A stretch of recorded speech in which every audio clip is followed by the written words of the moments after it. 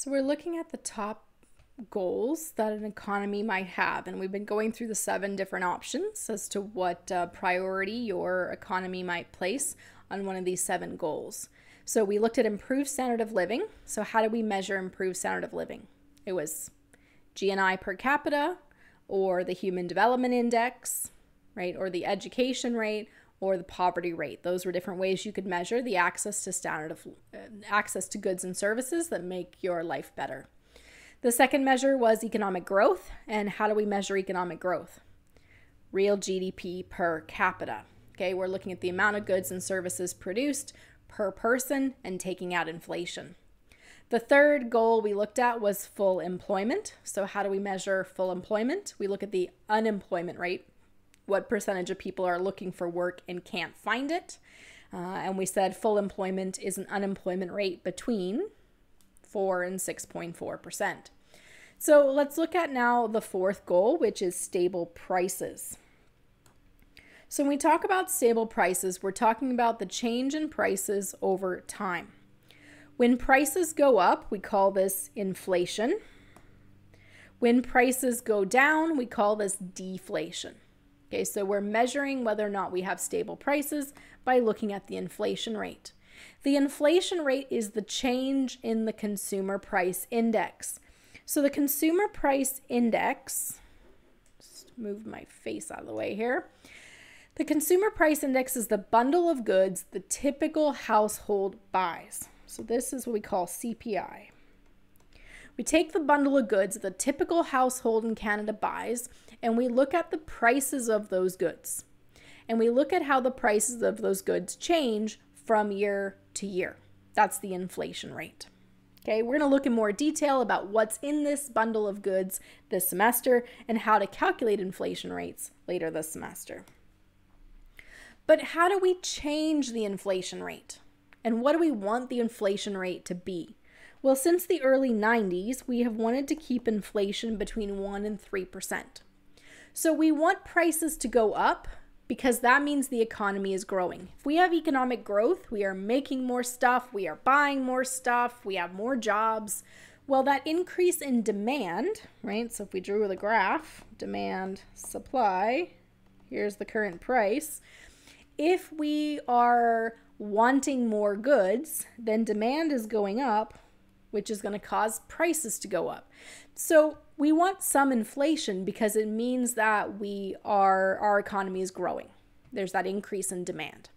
But we don't want too much inflation because if prices go up too much too quickly, then people can't afford things and that will cause the economy to contract. So how do we keep inflation between 1 and 3%? Well, we use monetary policy and fiscal policy to do so. So, for example, if we go back to the discussion in our previous video, when government spending goes up, it puts income in people's pockets, right? There's an increase in demand. It can cause prices to go up.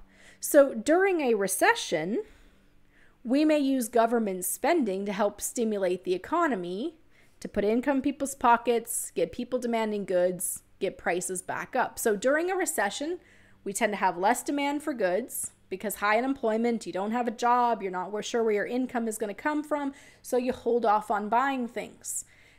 Okay, that means we lay people off in high unemployment. It also means that prices fall because goods aren't moving off the shelves.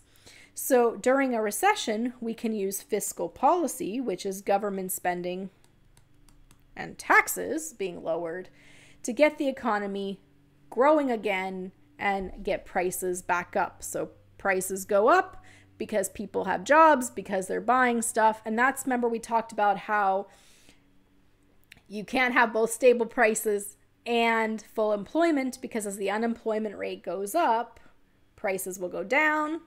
And when the unemployment rate goes down, right, we all have jobs, we're all buying stuff, prices go up. That's that Phillips curve that we talked about. So we can help with too little inflation, so prices falling, by getting that government spending to go up and taxes to go down. That will cause prices to go up. So then we can also go the other direction, which is if we need to slow down the economy that's growing too fast, if people can't afford things because it's all getting too expensive, the government can spend less. They can tax more, which means you have less cash on hand, less money in your pocket. You're not buying as much. We go the other direction. And that will make prices go down. So we can use fiscal policy to speed up the economy or slow it down. We can use it to make prices go up or to keep prices from being too high and make them go down. We also have monetary policy, and we'll talk about that as well this semester. Monetary policy is the Bank of Canada. And monetary policy is the money supply, so the amount of cash in circulation, and interest rates. So the Bank of Canada can change the amount of cash in circulation, and they can change the interest rate in order to change people's spending. So if we lower interest rates, then it's easy to borrow money and demand will go up and prices will go up. If we have more cash, more money in circulation, so money supply goes up, then it's right. If you have money, you're more likely to spend it, demand goes up, prices go up. So an increase in the money supply or a decrease in interest rates will cause prices to increase because of that change in demand for goods. So we can change the inflation rate using either monetary policy and fiscal policy. The challenge with doing this is that there is a relationship, as we said, between inflation and unemployment. Okay, so if you are trying to get the unemployment rate to go down, okay, then that is going to cause prices to go up. And if you are trying to get the unemployment rate, well, you're probably not trying to go the other way. But we know that there's this relationship. We can show it on a graph. And what do we call that graph? That's the Phillips curve. The other relationship is the relationship between inflation and interest rates. Okay, so prices are going up. Okay, we have inflation. And you want people to what if there's inflation, but you want to borrow money? Okay, how do you convince people to lend you money? Well, you pay them interest, right? Now, if I lend you $100 and you're going to pay me back a month from now, then I have to consider that will the $100 you give me at the end of the month, will it buy what my $100 buys right now? So I have to adjust the interest that I charge you based on what's happening to prices. Because if I lend you $100, at the end of the month you give me the $100 back, but now everything that I could have spent my $100 on is now twice as expensive, then I'm worse off for lending you money. So I need to charge you interest to take into account that inflation. So when prices go up, interest rates go up because we need to make sure the lender is not worse off for giving you money. So yes, a change in interest rates will change price. That's what we see here. But a change in price will also change interest rates. And we have to take that into consideration. Now, if all this is a bit overwhelming now, we're looking at all these things going up and down. This is what we're going to dive into this semester. All these different goals and pieces in more detail. We'll flesh it all out. We're trying to give you the big picture view right now so you can start to look at, okay, well, if I focus on this goal, then what happens? And if I'm going to focus on this goal, how would I achieve it? So we're just kind of going very broad, very quick through these pieces here. We'll dive in more detail later on. So the key things you need to know right now is the 7 goals. How do we measure them? Okay, what do we do about them? How do we fix them? Okay, and some of the challenges like these trade-offs between inflation and interest rates. We'll get into the details of the trade-offs later. All right, so where do we stand when it comes to stable prices? We're trying to keep prices inflation between 1% and 3%. How well are we doing?